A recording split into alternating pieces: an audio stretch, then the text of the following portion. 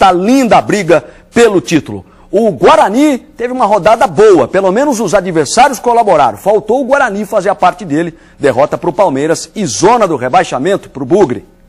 Antes do jogo, um presidente que parece preocupado. É que o time definitivamente assusta. E aí pegar um adversário como o Palmeiras, mesmo com os reservas, é complicado. O Felipão avisou. Os jogadores todos eles foram escolhidos para jogar no Palmeiras, por isso mesmo vão fazer o possível para poder vencer o jogo de hoje. Então dá uma olhada no que fez o Bruno, terceiro goleiro do time. Tenta outra vez aí, Baiano. Chuta de longe agora. Bruno, um reserva de qualidade. E o Palmeiras mostra que tem mais reservas dos bons. Vitor Cruza e Leandro Amaro marca o primeiro dele no Verdão. Já o Guarani, os jogadores não se entendem. Apodi e Mazola simbolizam o nervosismo. Pegou a bola, saiu que nem um louco e falou que eu não fui atrás da bola. Mas o segundo tempo foi pior ainda, viu? Difícil encontrar um lance de alguém. O Guarani não faz gols há 6 jogos, não consegue marcar de jeito nenhum. E indiscutivelmente hoje vive uma crise. Com mais essa derrota para o Palmeiras, eles entram para a história com números negativos. Um dos maiores jejuns de todos os tempos, 9 partidas. A gente entrou numa zona complicada do campeonato e faltando poucas rodadas. A gente tem que tirar força de onde não tem agora. A responsabilidade ela tem que ser dividida entre todos, né?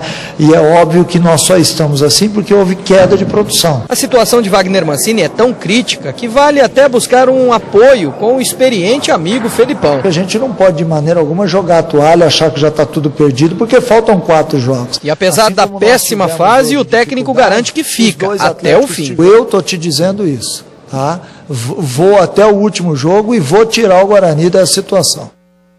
Otimismo do Wagner Mancini. Você está otimista assim também? Boa tarde, Renato. Boa tarde, Oswaldo. Não estou como o torcedor do Guarani não pode estar. Até porque ontem, num jogo que era decisivo, emblemático até para o time sair dessa situação, faltou vontade, faltou disposição, faltou um comprometimento maior, além, é claro, da qualidade já conhecida, muito restrita, muito limitada. E nem o Mazola, além daquela confusão ali com a Podi, conseguiu livrar o Guarani de uma situação muito complicada, ou seja, de mais uma derrota e de mais um jogo sem fazer gols, e sem gols não há vitória. Agora, e da onde tirar esse coelho da cartola aí para escapar do rebaixamento? Essa é a missão da diretoria, a missão da comissão técnica e principalmente dos jogadores, que lá atrás mostraram que podiam e agora não podem.